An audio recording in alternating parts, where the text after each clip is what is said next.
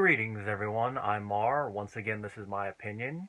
You can tell from the title up there, it is another AEW related video. Been a while since I've done one. Last time was the last pay-per-view. It's now time for the first pay-per-view of 2020, AEW Revolution. As you can see, I'm all ready to talk AEW. Got my Dustin Rhodes shirt on that I got when I went to Double or Nothing, which, as an aside, I am going to be going to Double or Nothing again this year. Already got my tickets, already got my hotel, so just gotta wait for the time to go. And it should be another fun time, especially since, unlike last time, I'm not going to be checking the hotel. Okay, 2 hours. Run to the thing. Eat, back to the hotel. And get up, check out, go. It's not going to feel like I just did a lot in just one day. It's going to be go the day before, drive down, rest a bit, gamble, sleep, hang out a bit, go to the pay-per-view, do something, then go to sleep and drive back. So not as much of a headache. Before I start talking about the specific matches, I am going to say right away, I did not watch the last episode of AEW before the pay-per-view, even though I had 2 days off before the pay-per-view, just didn't get around to it. So I didn't see the go-home show. So if anything new happened, I missed that unless it was in the packages before specific matches. The commentary team was Excalibur, Tony Schiavone, and good old JR. And I will say that this is the best I've heard them. I've always thought they work well together, and some nights are better than others. This is one of the better nights, especially Tony. Tony, of the three, seems to be the one that's just there. I mean, other than when they send him out to be the stick man. But with this one, there was a couple moments where he really got into it. More so later on in the Cody and MJF match. There was one moment in particular I'm like, oh, that was a good call by Tony.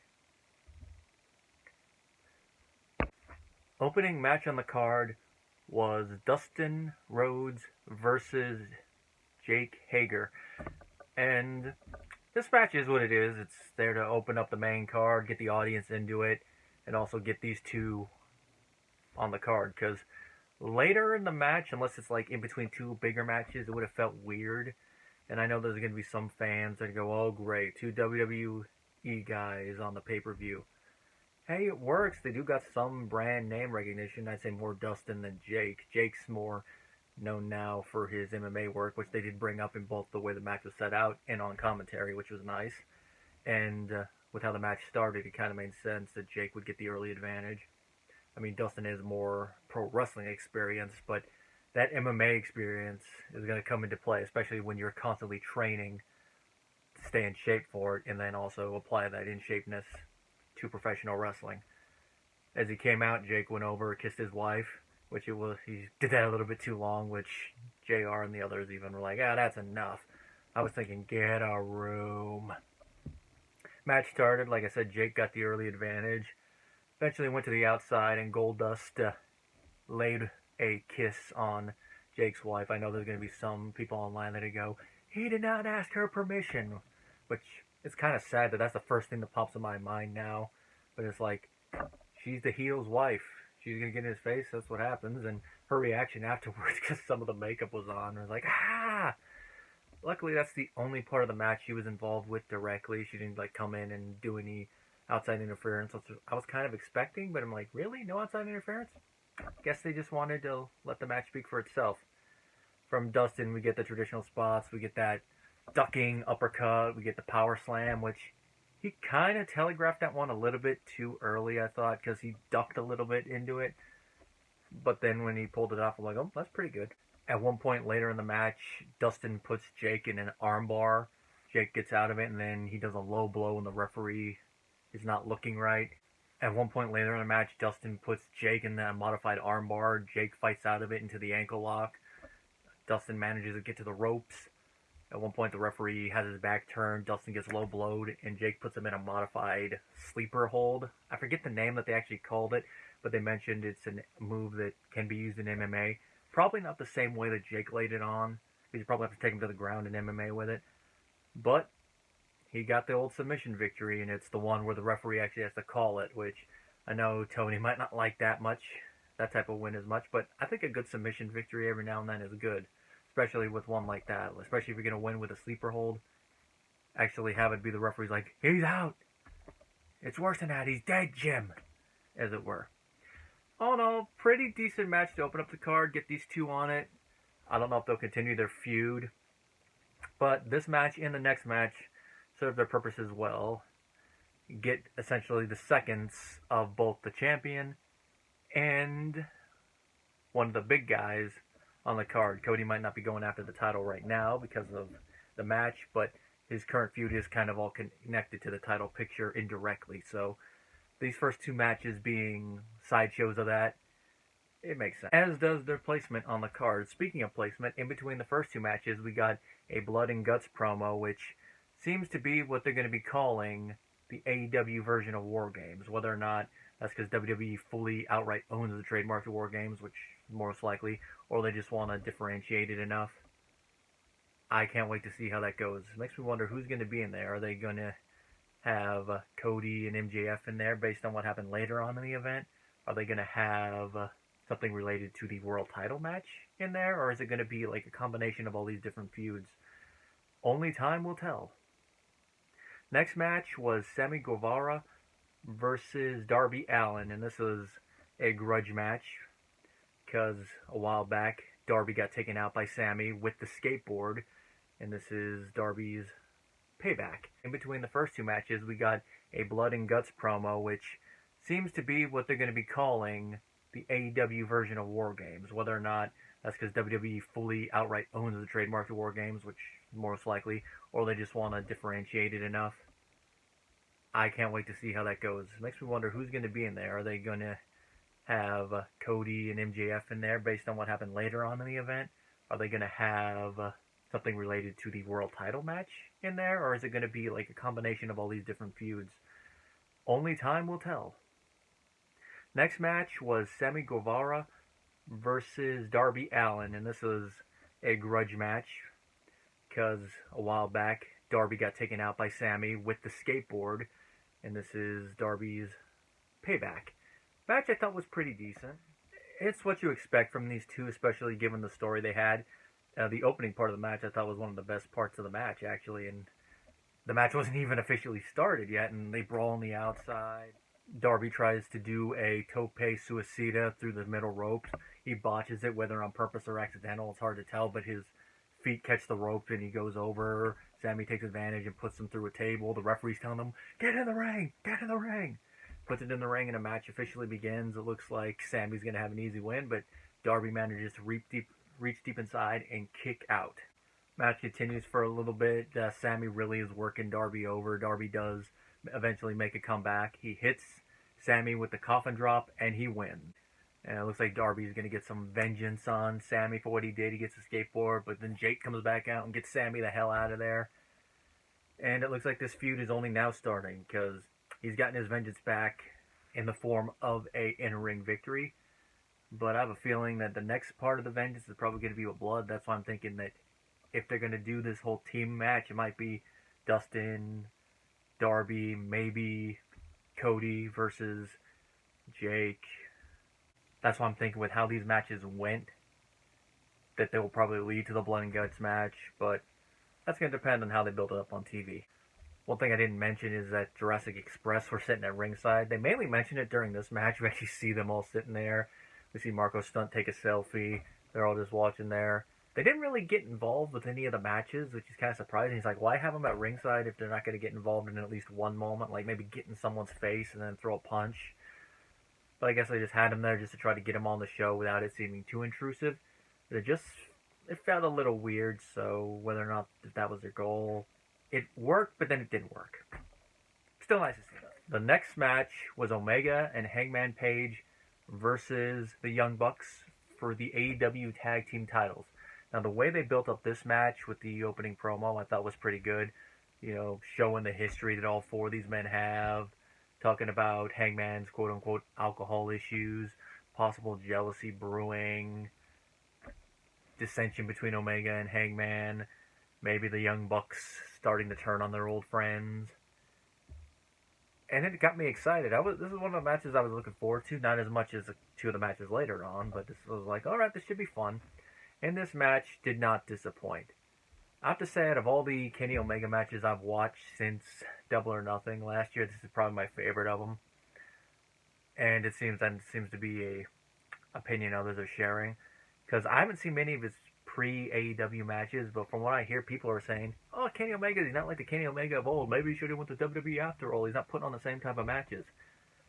I think part of the reason we have that opinion is because before, when he was in Japan, we weren't seeing him putting on matches weekly. Now that he's in AEW, we're seeing him weekly. So he has to pace out the excellent matches. I'm not saying he should go out there and stink out the joint every week, but you should save your big stuff for bigger matches. Go out there and put out decent matches in the middle of the weekly stuff, unless you know you're going to have a big moment planned for TV to lead into a pay-per-view or set up a feud. But save like the excellent stuff for when you want people to be forking over the money. As Vince McMahon used to say, it's all about the money. This match had plenty of near falls, plenty of what some people would probably call flips and kicks. I thought they were paced pretty well. I did have a couple issues, like there was a pile driver spot at one point where I'm like, really? That's how you're going to sell it? That spot should have been sold a little bit better. I don't mind people kicking out of pile drivers, but I think if you're going to kick out of it, it should be like later in the match and it'd be a big spot. But I think like early on, it should be a rope break or an interruption move. So that's more of a nitpick for how this match was, but it's like, really? It's like there's certain moves I feel shouldn't be bastardized in the pile driver. The straight pile driver is one of them. And maybe part of that is the whole Stone Cold neck thing. That a move that can legitimately break your neck, I feel you shouldn't be kicking out of it. I mean, some old timers probably say the same thing about the DDT, but that's one of those horses that are long out of the barn. But you could recover it. You could stop making the DDT a high spot. But that's one of those things that's going to take a while in order to get into. Another thing is the Canadian Destroyer throughout this whole pay-per-view was bastardized, but it's more so in this match. I know of it from TNA. I didn't watch a lot of TNA, even though I did see some of P.D. Williams in it. But it's like, yeah, that's definitely a move you should not be kicking out of too often. At least with how it went through with this match. So that's another. Now, kicking out of the Destroyer aside, one of those kickouts later in the match, this is when the Bucks, Omega, and Hangman had the audience in the palm of their hand. And they were really into it. This, of course, was around the time when they started the "This is awesome" chant, which maybe it feels better when you're actually in the audience with that, but it starts to seem like that's one of those chants that's just becoming overdone. And then, of course, also the Fight Forever chant. But with how this match was going, it seemed warranted because it was non-stop. Now, one of my favorite spots to try to take out Hangman was when Matt Jackson took him to the ramp and he did multiple Northern Light suplexes. And it's like, he didn't say it, but it's almost like he's saying, "Get up from that, bitch," before going back to take out Omega.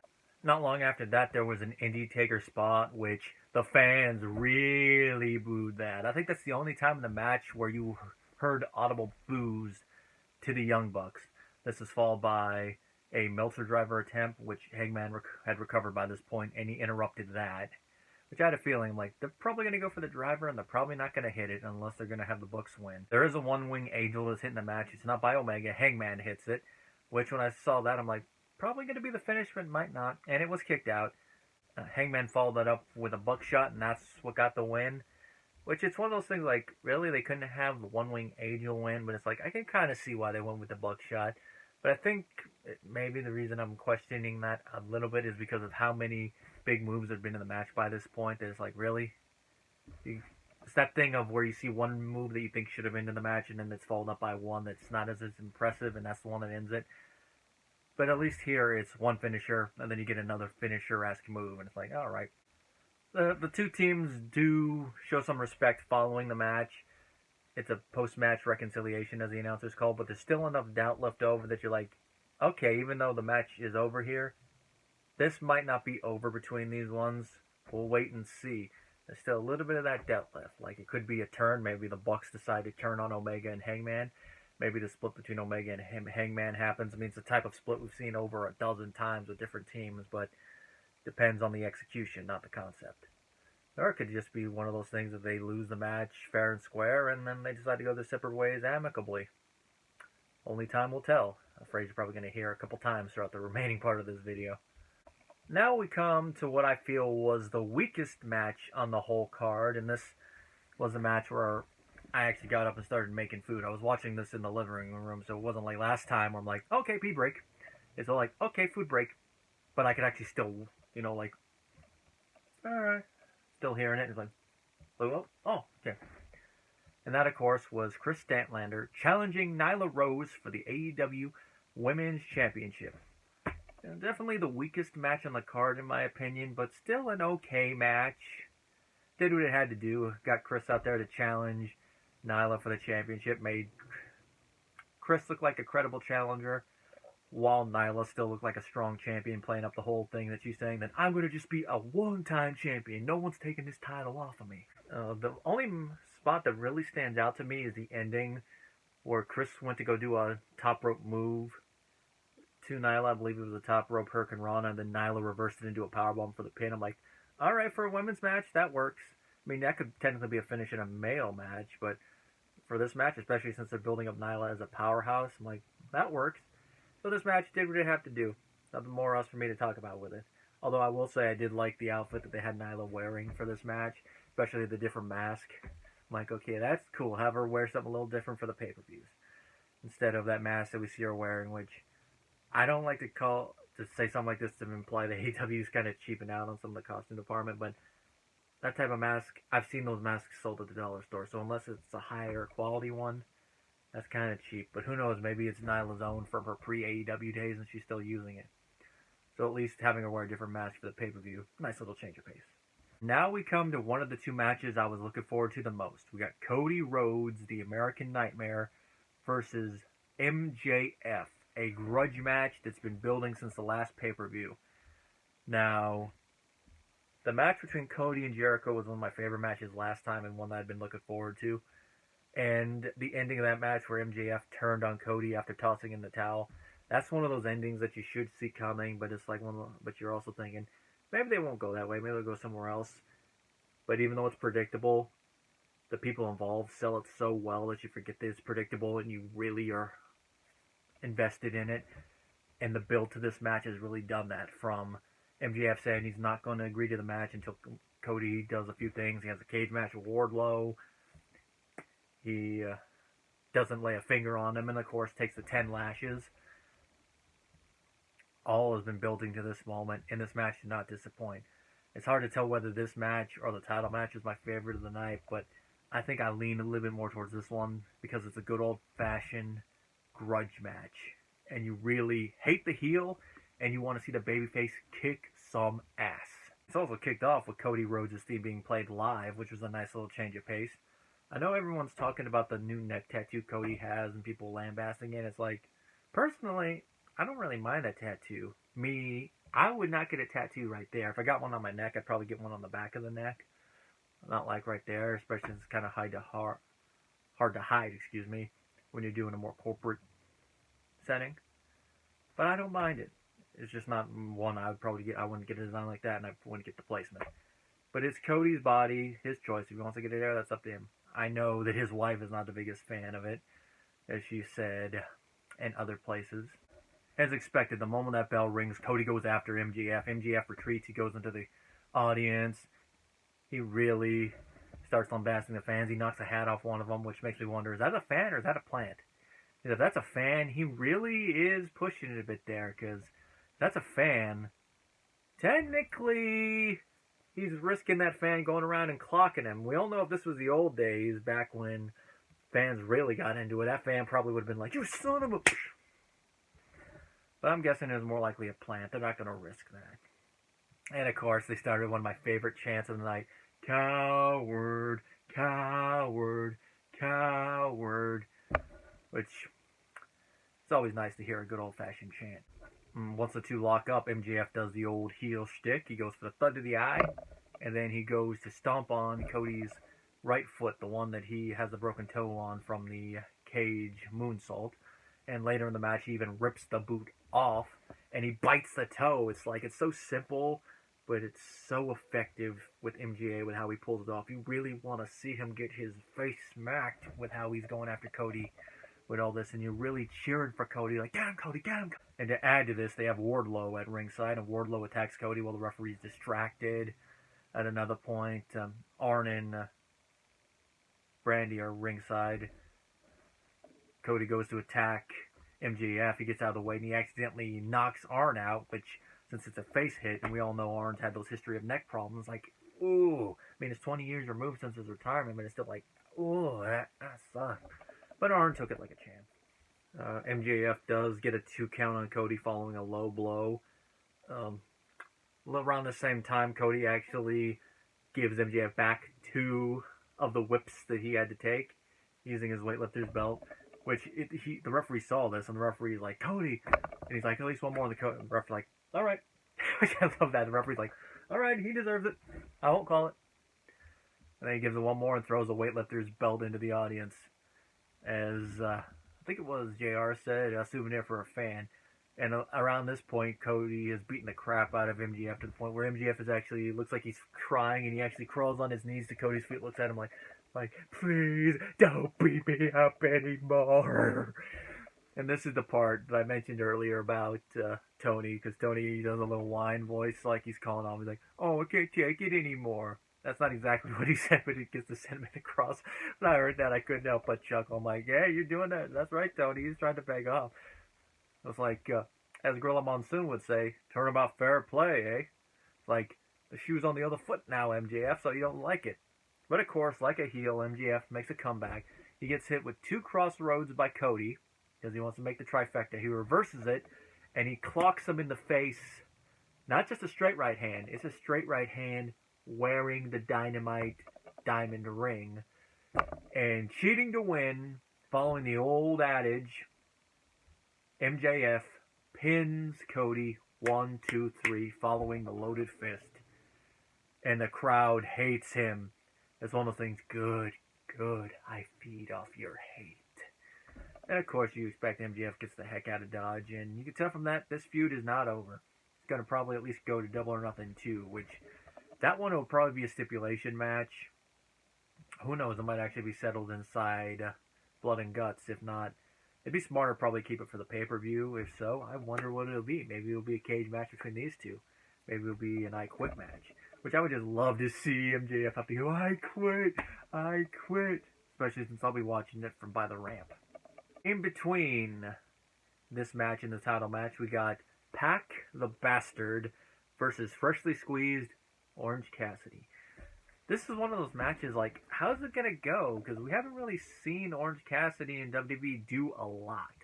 Like, he goes and does the kicks, puts his hands in the pockets. So this match is probably going to be a comedy match, which I will say, it started as a comedy match, ended up going to an actual match, and in that, it surprised me.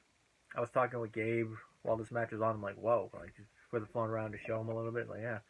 This match started, as you would expect. Orange tries to go for the pockets. Pac interrupts it. Eventually, Orange gets him in there. He does a lot of his spots, the rolling spot, with his hand still in his pocket, showing his athleticism. Some of them that even I would probably not want to take bumps like that without the use of my hands just in case. But I guess he's just so confident in doing it. It's like, all right. Of course, the little exchange of the shin kicks. And then eventually Pac's like, enough of this. And it's after this that Orange starts to get serious and it starts to become an actual match. While I was watching this, I'm like, is he kind of breaking character? But I guess Orange Cassidy's character is of the point that most of the time he doesn't care, but when you get him real riled up, he'll like that, he'll flip and start actually taking things seriously and explode out. I guess kind of it's like Festus in WWE, only a little different. Instead of like the bell turning him into something, a switch in him flips and he goes and attacks. And the rest of the match was explosive like that. Some good spots, some good angles. But in the end, Pac gets the win, as he should have. Especially since this match was announced last minute. And now we get to the main event. We get Le Champion, the connoisseur of the Bubbly, our AEW World Champion, for 182 days, Chris Jericho defending the title against the former Lunatic Fringe, Jon Moxley, the man who debuted at Double or Nothing last year. Now, I wasn't sitting in the section he came out of, but I had a pretty good view to actually see him. be like, what's that commotion over there? I'm like, oh, it's Moxley. There he goes. There he goes after him. And since then, the moment I heard that Moxley was going to be feuding with Jericho for the title, I'm like, this is going to be a good match. And this match did not disappoint. And in the end, Jon Moxley got the win, but we're getting a little ahead of ourselves there, aren't we? The intros for this match, probably the best intros in the entire night. I mean, it was nice to hear Cody's theme played live, but I'd say that haunting chorus version of Judas beats that out by a lot. I actually like to hear them do a whole full version of that song, not just the part of it we heard. I'm like, oh, that's an entrance worthy of a champion. And then, of course, once his music hits, we see Moxley coming in, not just from the crowd, but the camera following him coming in the front door, going through the back, then working his way through the crowd. I'm like, okay, that's cool. It's a nice little way to begin the match. And, of course, the promo before showing all this, Jericho offering Moxley intro into the inner circle. Moxley saying he'll join, but saying no. Smashing him in the head with the bubbly, stealing the car. Him being blinded, him blinding one of Jericho's minions. All the crap they've done back and forth in the lead up to this match. It was like, alright, now we're ready. As expected, given all that's happened, they two start brawling right away. They work their way out into the crowd. They come back in. Jericho power bombs Moxley onto the timekeeper's table, and it looks like Moxley's head actually hit the ring bell, but it didn't sound it. It's like, ooh, yee. That's a spot you don't really see that often. When they work their way back into the ring, Moxley eventually makes a comeback, puts Jericho in his own walls of Jericho. Jericho manages to get out of it. And as expected, the inner circle all interfere, which leads to Jericho getting Moxley in the walls of Jericho. He gets out. The other members of the inner circle come out. Sammy hits Moxley with the title, which leads to a near fall. It's one of those moments where we're like, oh, put a fork in him, he's done. But nope, Moxley managed to get down deep inside, find enough, and kick out. Match went on a little bit longer. And then Moxley revealed his trump card. His bad eye was not bad at all. In fact, it was good. The moment he did that, it seemed like Jericho was off his game. He walked into a paradigm shift. 1, 2, 3. Jon Moxley is the new AEW World Champion. The moment I heard that, I'm like, alright, let's just see how this goes. Is there going to be some aftermatch shenanigans? Is the Inner Circle going to beat him down? Nope, Jericho just slid out and walked away like a beaten old dog. They didn't have a lot of shots showing his reaction. Like, I didn't see anything like him crying or him going like, no. They're probably going to save that for Dynamite this Wednesday, which is going to be the first time I'll be able to watch Dynamite live, and probably the only time. Then Moxley has a nice after-match promo thanking the fans, saying it's been a rough ride, but we're here. I'm going to be the champion. One thing he didn't mention is he's technically a double champion, since currently he also is the IWGP United States champion, but I guess it's one of those things where they won't mention something like that. I think he might have went over the time he was supposed to, or they thought he was done because they played his music, and he's like, hey. I'm making this up as I go along. He only said a little bit more, and then he walked off. So that part of it got a little bit of a chuckle out of me. So I'm like, he's probably just did that just because he wouldn't be able to do something like that in WWE. Vince would have been like, God damn it, keep the music going. I want him out of my ring now. But Jon Moxley, now the AEW World Champion. Hopefully this world title reign is a lot better than his WWE title reign. And if he has an interview with Austin on the side, hopefully it goes better. But I think all in all, this will definitely be a title reign that's better. I mean, he's enjoying himself a lot better as Jon Moxley in AEW than he was as Ambrose in WWE when he was a Lunatic Fringe. Especially those last couple years. All in all, this is a pretty good pay-per-view. Weakest match was the women's title match. Of the singles matches, I don't know which of the singles matches it was probably the weakest one. Probably one of the two openers. That's mainly just there to be the opening matches, even though they do have some story behind them. They probably the Jake and Dustin one has the weakest one in there because they're mainly at odds with each other because they're the seconds of Cody and Jericho. At least with the Guevara and Allen, there's that whole I took him out, ah ha ha ha, I'm back thing. All in all, definitely worth the money. Can't wait for Dynamite this week, and can't wait for Double or Nothing 2 in Vegas.